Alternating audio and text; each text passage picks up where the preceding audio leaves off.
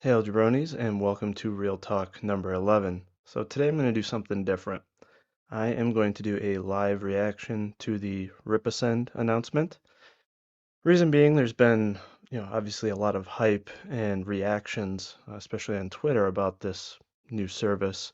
And a lot of the reactions have been from very, very small indies who, well, let's just say their reactions were quite hyperbolic and quite full of excitement, let's say. And I have the sense that, possibly they don't understand, what fulfillment looks like when it comes to, let's say, Indiegogo projects or, even direct sale projects. And so I want to do some commentary, on that announcement and, see if, possibly this might, help some folks out, but also help them maybe have some level-headed expectations of this announcement, because I do think it is being a little bit misunderstood. I do think it could be good for very large creators, but again, it's a lot of really small creators that may be pushing, 50, 100 to 300 units a campaign or a year that are very excited about this. Um, you know, First I want to preface by saying this is not meant to be a criticism or anything of that nature. It's just my observation, of the video and the comments, throughout it, and it's just meant to be informative. So, you know, we'll see if there's much hate from it. But I do think it's important, again, because the indie space, there's a lot of folks that may not have experience with fulfillment, with purchasing, with doing cost analysis, things of that nature. And not everyone, does this on a day-to-day basis, whether with their own, you know, book hustle or in, corporate life. I've done this for nearly 20 years now on a larger scale, on many levels.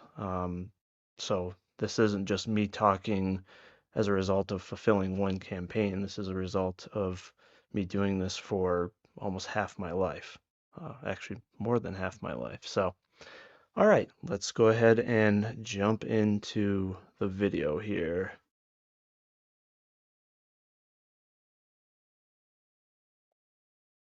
Share my screen. All right. Well, we open up. It looks like he's about to eat a double quarter pounder here, but let's go.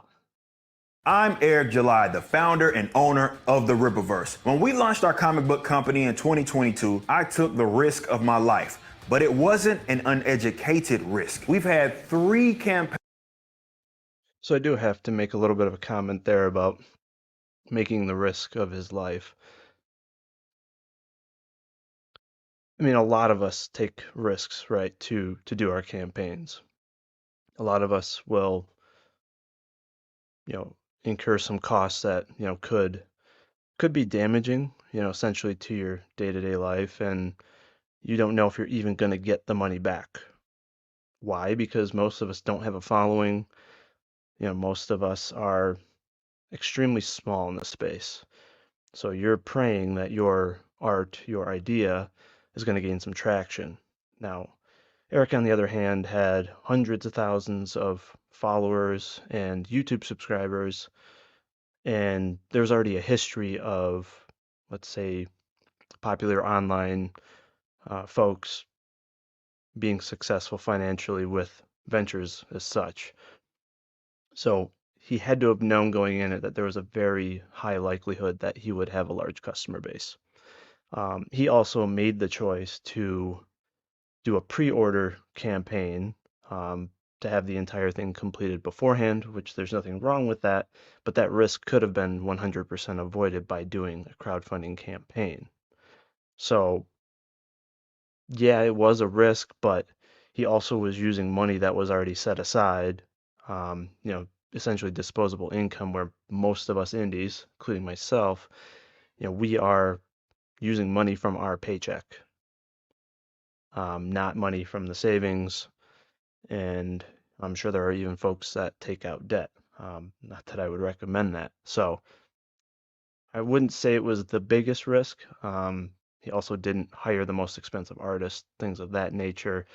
And the whole extremely large um, print runs, I mean, that was a choice and that was an unnecessary risk, in my opinion, because he could have done the print run after the campaign had ended or three-quarters of the way in to have a more close estimate to what his actual sales would look like. So let's proceed. Campaigns over $1 million, and that's due to us doing tons of research. A lot of that research had to do with analyzing the industry standards from content to distribution. And quite frankly, we couldn't make sense of a lot of it. So we did things differently. We handled everything ourselves as a new company, from the website functionality to the fulfillment. All of it was in-house.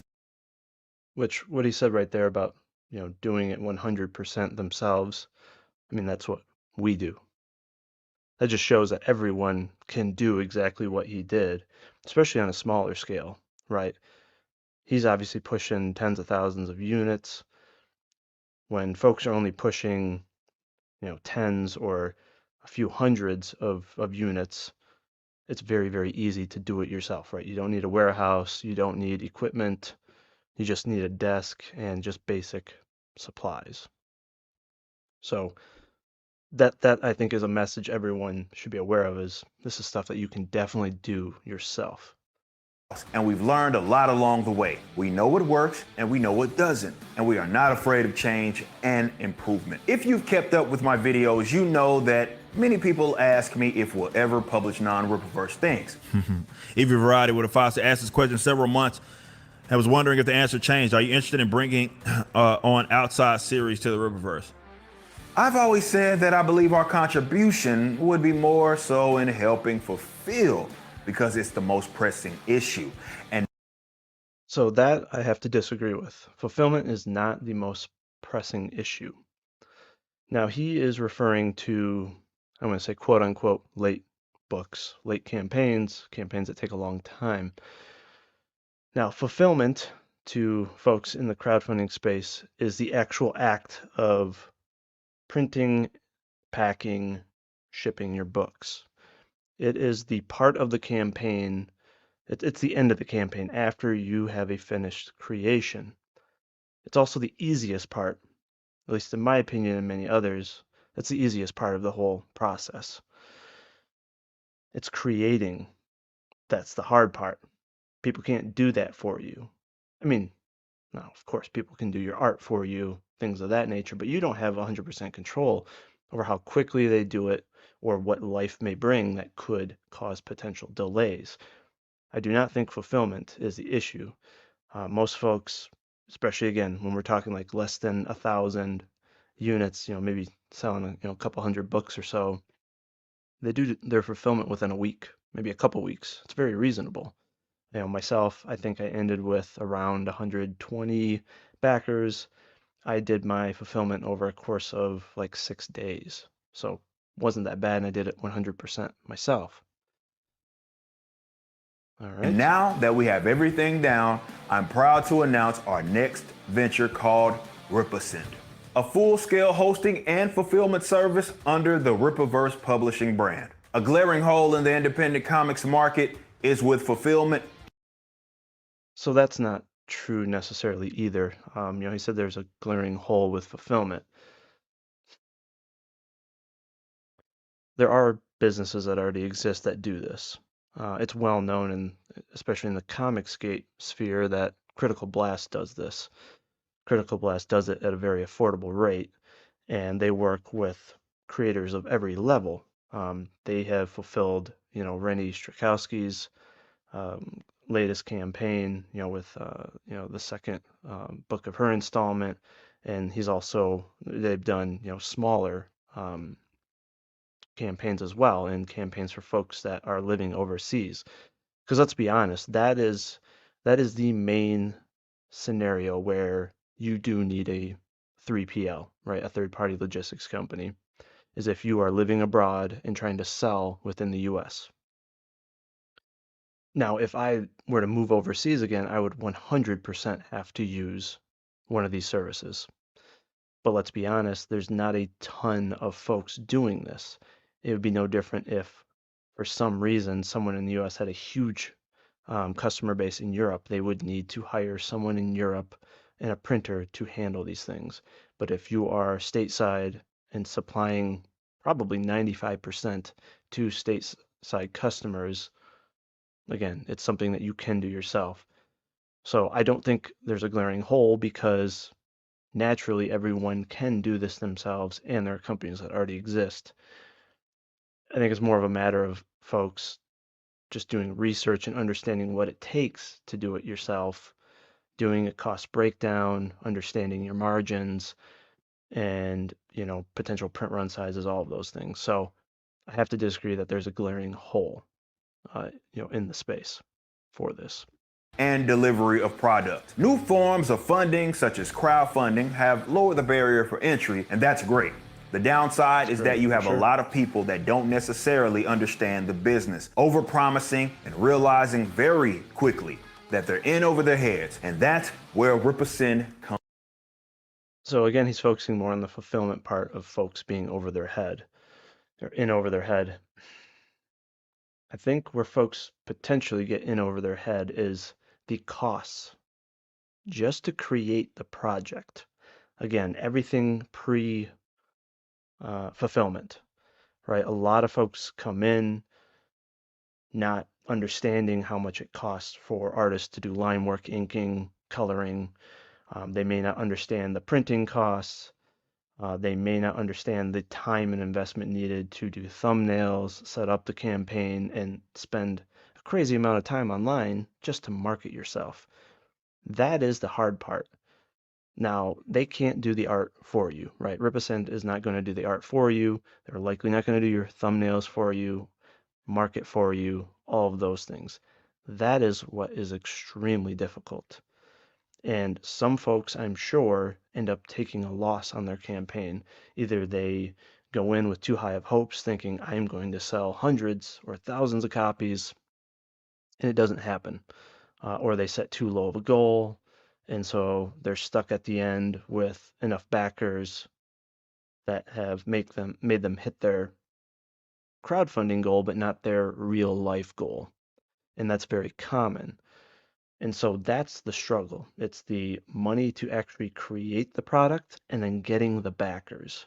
The fulfilling part, I mean, that's a breeze. If you've gotten the funding you needed and you were able to, market yourself well, I mean, at the end, you're going to be feeling really good. The fulfillment is easy, right? All that stress is gone because you've hit your goal. You didn't lose money, hopefully, and then it's just ship things out. And then if you're in demand, just keep marketing yourself, keep selling, keep growing. So I do not think that is the most difficult part at all. Comes in. There are publishers and distributors, but what we're trying to do is far different. We understand the comic book industry and can handle any volume. Our goal is to assist the independent scene and those creatives that want to remain largely independent and sell directly to their customers. RippaSend is not a crowdfunding platform that's open to the public. Look at it more like a network that certain clients will have access to. You'd fill out. So that's one thing that, that comment there that certain clients will have access to, it's not necessarily open to the public. So this is not going to be for everyone. There is going to be a vetting process on their side. They may not choose, for example, novelists or comic book creators who are only selling 50 books. Um, Whereas Amazon, right, it's a free for all. You can publish basically anything. You don't even need a customer base to, put a book on Amazon, for example, or Indiegogo. They accept everyone, within the, terms of service. So I think a lot of folks are looking at this thinking like, oh, like this is going to be an option for me. And it may not be. It may be specifically, again, for creators pushing larger volumes. out our application online. We'd make sure that this is something that makes sense for you. And then we'd give you a unique quote with pricing that's tailored to you and your needs. Each client will be different, which is why we'll work with select people or companies. So that kind of adds to the previous comment. It's going to work with select people. So again, it's not going to be just anyone will be able to utilize these services. So this is where I don't want the really, really small indies, such as myself, getting too excited thinking like, hey, this is going to solve all my problems, and that, being on their site is going to bring me potential sales and eyeballs because, well, you may not get chosen. So there is a barrier of entry here. So unlike where he said with crowdfunding, there is no barrier to entry. Anyone can do a crowdfunding campaign. Same with Amazon, right? There is going to be a potential barrier for entry here. There are two different primary types of clients that RippaSend is going to be perfect for. Number one, you're a great creative. Perhaps you've built a decent following, but the business and fulfillment side is. So that comment there about having a decent following, I mean, that really shouldn't matter, right? If you have a great product, a great book, you're a great creator, um, that really shouldn't even come into play, in my opinion. Now, don't get me wrong, that's needed, uh, or it's a big part of selling your books in crowdfunding, but I don't necessarily think that that should be. I hope that's not one of the potential barriers of entry here. Difficult to understand, or it bores you and you don't want to deal with it. You just want to create. So, on that comment about it being difficult to understand, I don't really think it's difficult to understand. It is pretty basic research in terms of the fulfillment side of things. So, for example, your product, your book is 100% done, and you need to figure out, okay, how am I going to get this to my backers? Of course, it initially starts with looking up the costs of all the materials you need for packing and shipping. Okay. And this is something you need to figure out at the beginning of your campaign, not at the end, because that needs to be baked into the cost of your book to make sure that you don't lose money. So let's take just a normal floppy or a normal graphic novel, let's say, 100 pages or less. You're going to need a Gemini mailer, most likely. And let's just go based off of normal book sizes. Without, big bulk discounts, you're looking at about $1 per Gemini. For the tape, to actually tape the finished packed product, you're looking at about 10 cents, right? It's peanuts. Bag and board, you're looking at about 25 cents if you order 100 at a time off Amazon, very affordable. So time aside, you're looking at about $1.35 in packaging material for a normal comic. So very low cost, at the end of your campaign, very easy to afford, enough material for, let's say, 100 backers. And you do have to put your time and efforts into, again, the cost of your book for sure. The difference is you're not going to have to pay someone else. So that $1.35 may jump up to $3, $5. We don't know yet if you hire someone else to do it. Now, there's the argument of, oh, well, they're going to get great discounts on all of that packaging material. I mean, even if it's a 50 cent or 50% discount, it's only saving you, what, not even 70 cents, right? That's nothing compared to your print costs and all the other costs associated with this. So it's not that hard to, even if you're just utilizing Amazon, to get the costs of all of the material you need. After that, shipping costs.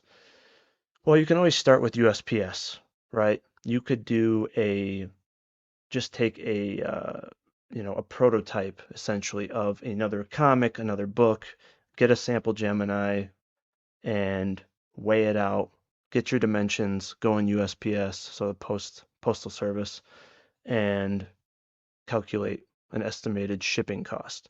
Now you could also use, other sites like stamps.com, UPS, Parcel Monkey, which I've had very good luck with Parcel Monkey for international shipments, and get an estimated shipment. And maybe start out by doing a sample cost from, let's say, all the way from the West Coast all the way to the East Coast, right? Worst case scenario within like the normal states within the US. So, for example, if we were going to look at a 1 pound package, Gemini, one bagged and board comic, you're looking at about $9 currently to ship that standard ground. And I believe in the past, for ISOM projects and such, it's been higher than that. For the current Joe Bennett art book, it's around $7.77, I think, for a flat rate FedEx. So, in that case, it's $1.30 cheaper, but then you have to consider for his markup going to be more than that $1.30? Is it a break even?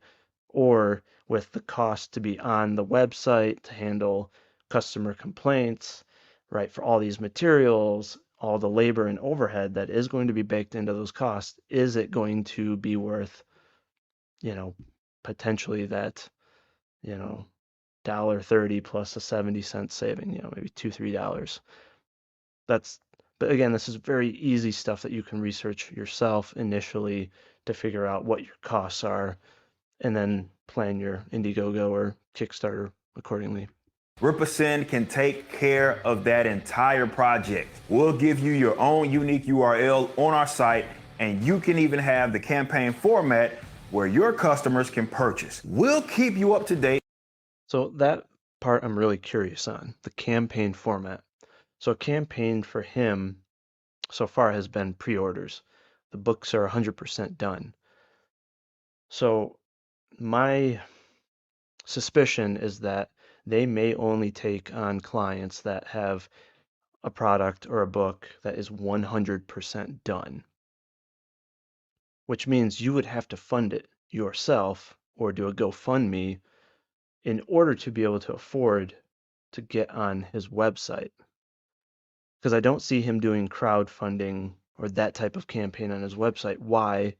Well, because if that estimated shipping date or delivery date gets missed because life happens for any of the team members tied to the campaign, it puts him at risk of being considered late, right? Because he is the distributor or publisher, however he's going to call it. So I don't see that happening. This really, really creates a major barrier of entry because crowdfunding exists specifically for folks that cannot afford to create an entire comic book, out of pocket. So there are very few people that could afford to do this if that is indeed the scenario. So that's one thing that folks also have to consider, and they may find out later on when they do applications and such, but that's you know that's one thing that'll need clarification. What does the campaign setup look like? With detailed reports and all, and the clients that want us to take care of everything will get access to our internal team, which can assist you with other things such as pricing your items and ensuring that you get the largest return. You're also going to I mean, again, if you do your own cost breakdown, you understand all of your potential costs. I mean, you can figure out how to be profitable, have a healthy margin. I mean, this consulting or whatnot could lead to recommending even higher prices, which could reduce your potential customer base. Because let's be honest, indie comics have to be a little bit more expensive than standard comics. Um, so you can't really afford for them to be even more expensive in order to offset the costs of packing, handling, being on a website, again, customer complaints, all of the things that could be potentially offered here. So that has to be considered. And I do plan on doing videos later on just to show like, hey, this is how you can do a basic cost breakdown, calculate your profit, your contribution margins, all those things. So um, I do want to help folks understand that side of things. To be able to utilize our vendors and suppliers. So if you need help getting a book printed or you want to get a shirt, we can take care of that for you. You're going to be able to take advantage of some Ripaverse pricing, which All right, so the Ripaverse pricing comment there, that's interesting because you're not going to get the same printing prices that he is getting. Why? Because you are not printing the same book as him. A lot of folks don't understand that it doesn't just come down to buying bulk amounts of paper. All these printers already are doing that. They're doing it for major companies, they're doing it for thousands of independent customers. Adding on, more paper purchases is not helping their um, purchasing leverage. It's just not. Um, every time they run a different book, so different interiors as well as a different cover, there's a setup cost. They have to change the print plates. There's labor attached to that overhead, you know, um, utility costs, all of that. So if you're going to run a print job for, let's say, 500 versus his 50,000, there's going to be an astronomical difference between your print costs. You are not going to get the same rates. You may get a 10% discount or something, but it's not going to be anything crazy. And one thing that people don't understand is it's all about batch prices, right? You can go on several printer websites to see, how does the price change when you print 50 versus 100 versus 500 versus 1,000? And you need to do that, first of all, before you do a campaign, based on your signups and what your gut feeling is of how many backers you're going to get. And also, of course, be conservative so that you don't overprint. That's how you can determine your price for potential backers is by seeing, well, I think I'm going to get around 100. Maybe you want to run 150, maybe it's 5% cheaper, so that you have some left for in demand, all of those things. So again, this may be useful for folks that are running thousands and thousands of units.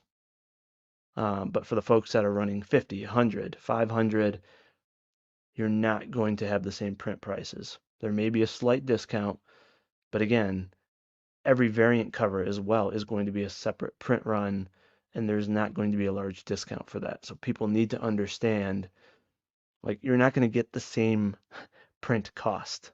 Yeah, maybe the actual stock paper, but pretty much everyone's already getting that from printers. Let's be honest. It's not the paper cost that is, driving the overall cost of your book. It's the batch size.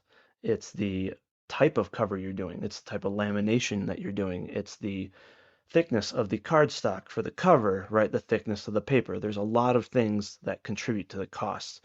So people really need to understand that before they get too excited about possibly receiving, you know, a large discount per se. is going to be far cheaper than if you did it yourself. That's not necessarily true. Far cheaper. Again, maybe if you're running thousands. I mean, even then, let's be honest, unless you do a major overprint job, you may get a 10%, maybe a 15%. I don't know. If he's really close to the printer, you may get an overall discount, but you are not going to get the same pricing as running 20, 50,000 units. You're just not. And you don't know if his printer is the cheapest printer out there, right? And with matching quality, of course. There are a lot of printers out there, so you need to quote several printers before you start a campaign and don't just rely on one printer being your best option. Especially with shipping. And of course, once your items are ready, we'll receive them at one of our warehouse locations, store, pre-package, and then ship to our customers. And that means we'll Not sure why he has to have multiple warehouses. That's interesting, but that's just curious thought there. Will be handling the customer service aspect of it for you too. The other main type of client would be someone that just wants to use RippaSend to host their store and fulfill their items. We can do that too. Of course, there will be those hybrid clients as everybody needs something different, and that's the point. Our main requirement is that we'll only pick up projects where the company or individual creative has their stuff together.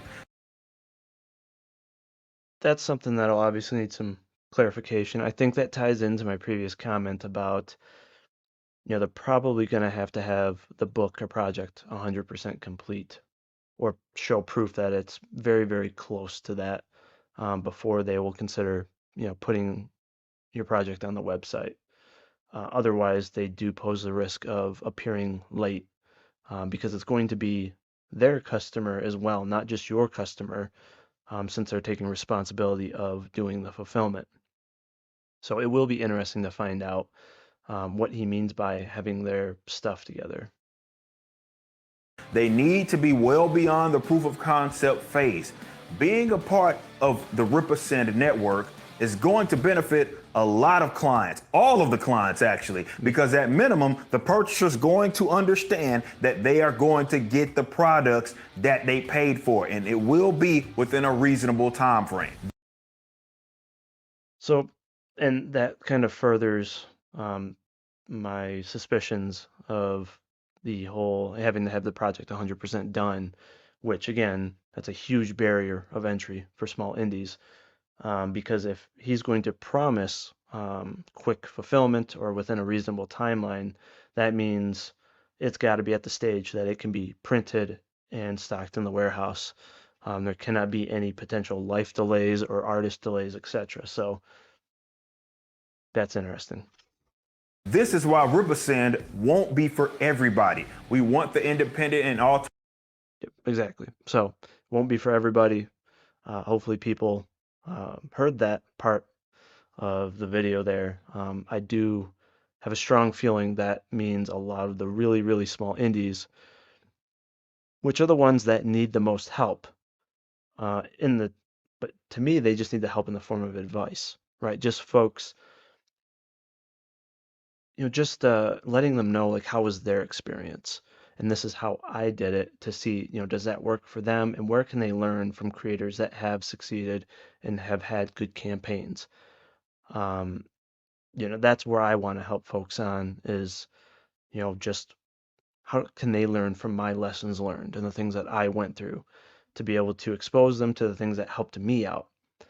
And it's great that he's offering this service for folks. Again, it might not be for everyone, but I wonder if he's had all this knowledge and experience, why didn't he share some of those details with the indie community, right? We have seen many creators do so without needing to necessarily profit from it. And I get it. It's the whole, being really, super pro capitalism and all of that.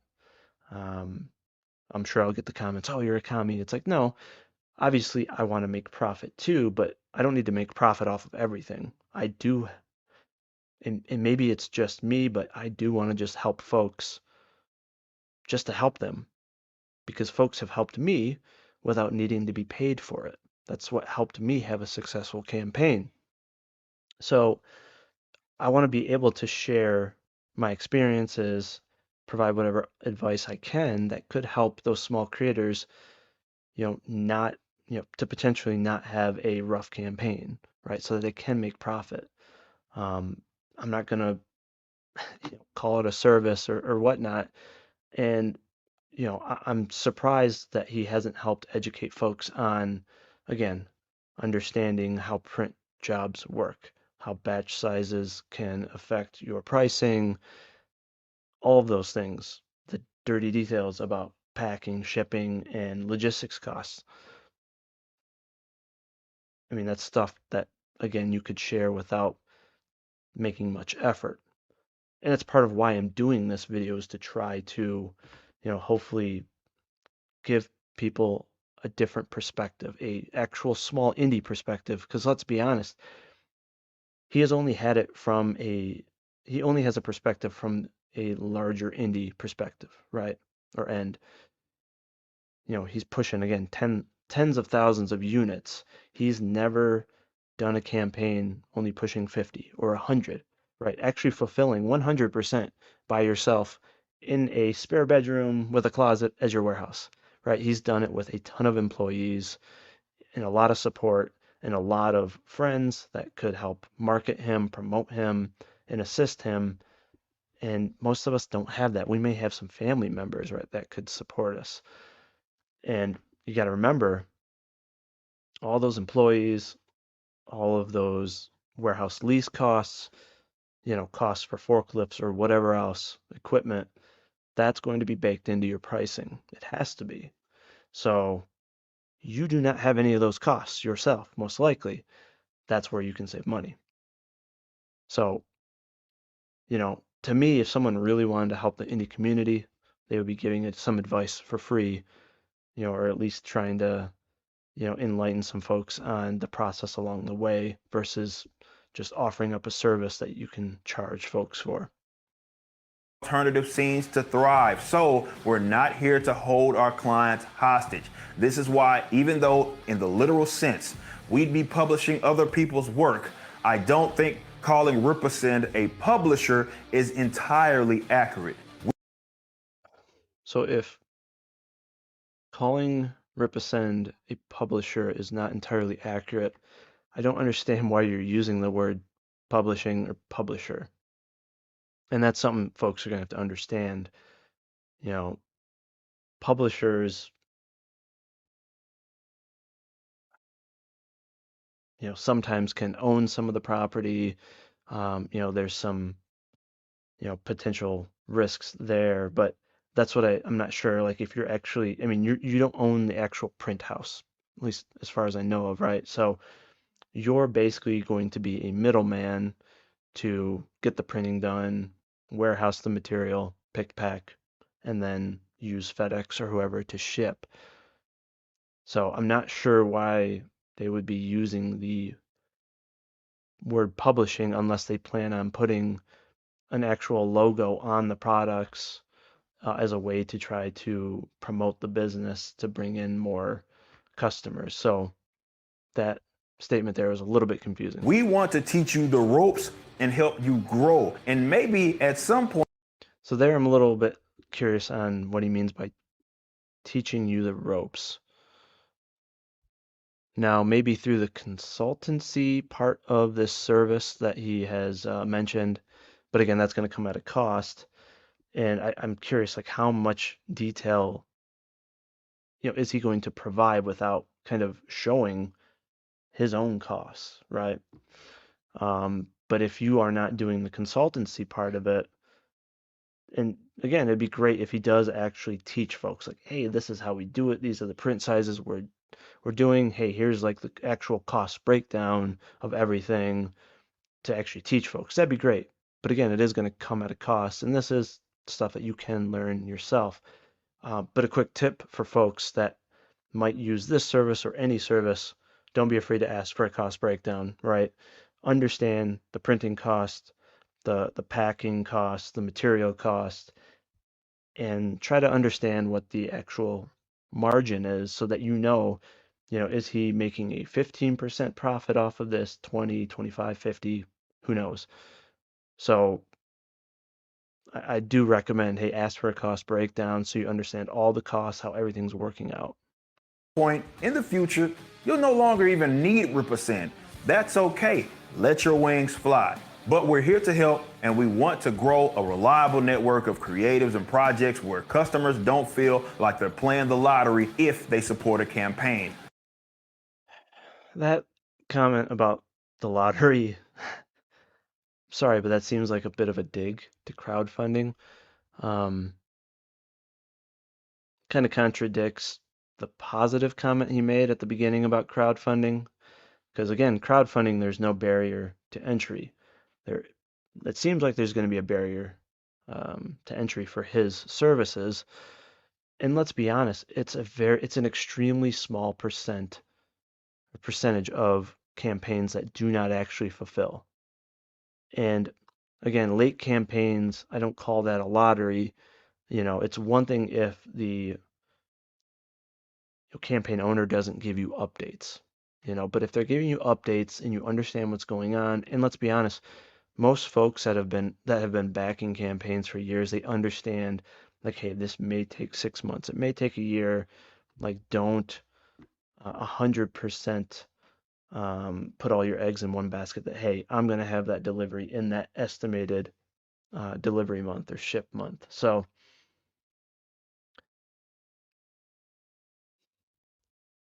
that just, yeah, it seemed like a bit of a dig to crowdfunding, which I think is unnecessary, which I think kind of shows that he's not going to be providing more or less a crowdfunding style setup for the campaigns.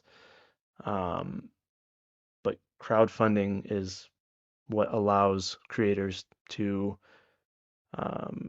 bring their projects to life, to obtain backers.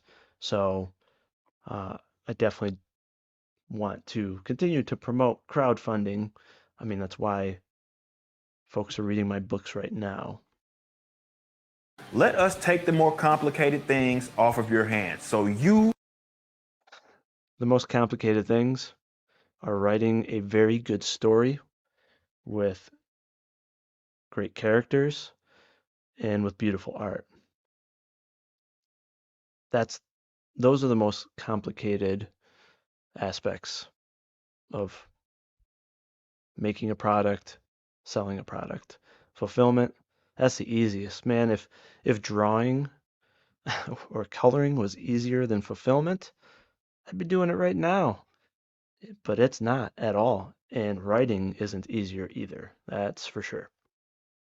have the time to go be great. So if you're an independent creative and RippaSend is something that interests you, head over to RippaSend.com for more detailed information. We already have a handful of clients and we're looking to add more to the list.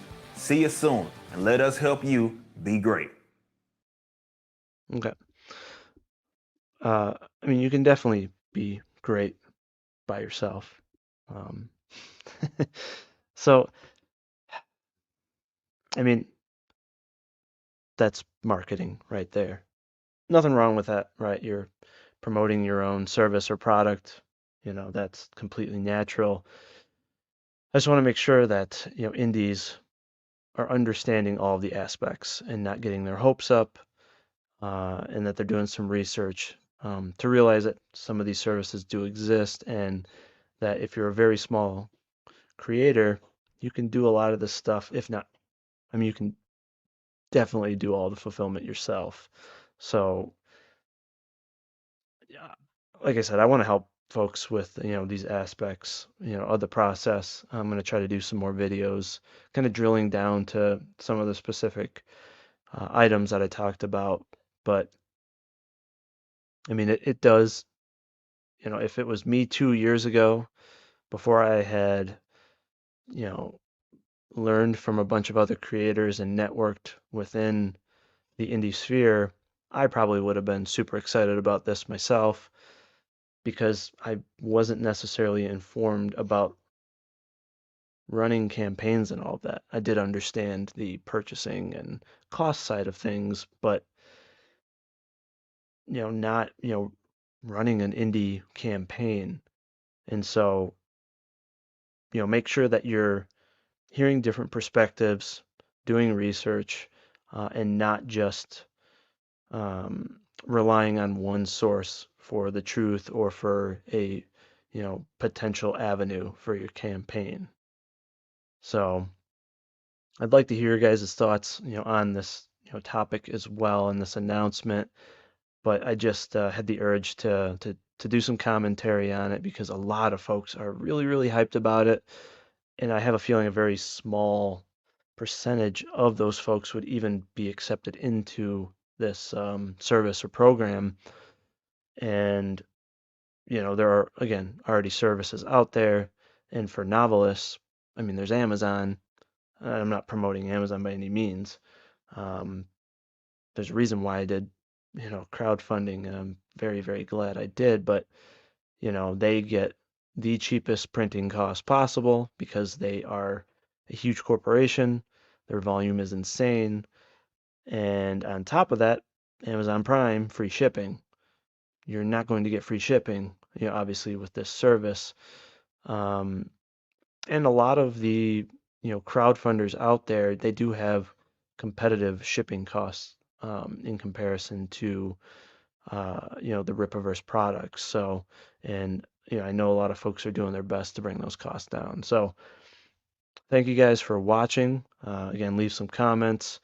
Uh, you know, again, my intent was to try to give just a different perspective, based on what was in the video, and yeah, hopefully entertain you slightly. So, speaking of campaigns and fulfillment, make sure you go to Indiegogo.com and look up Vigilantes Creed. The link is in the description below. I fulfill within 2 business days, typically next day. Your book is with the post office. I have inventory of everything right here in this room. I have a closet. That's my inventory. I do not charge you for that space or my rent. Um, I mean, that's why you do tax write-offs and stuff like that. So that's other things that you can look into as well. Um, starting your own business and all that. So please check it out. You again will have your books out in the mail within 2 days, and you'll get an amazing story with some killer characters, beautiful art from artists such as Corey Barton, Joe Ball, Skunk Artworks, and Elliot Rodriguez. So I did not take any shortcuts on this project at all, and it does get a lot of love put into these packages. And I'm not shipping a 1 pound Gemini either. I'm shipping a 4 pound box with foam wrapped novels, obviously bagged and boarded the whole 9 yards, for my shipments. So you know that you're getting a ton of effort. So thank you guys again. God bless.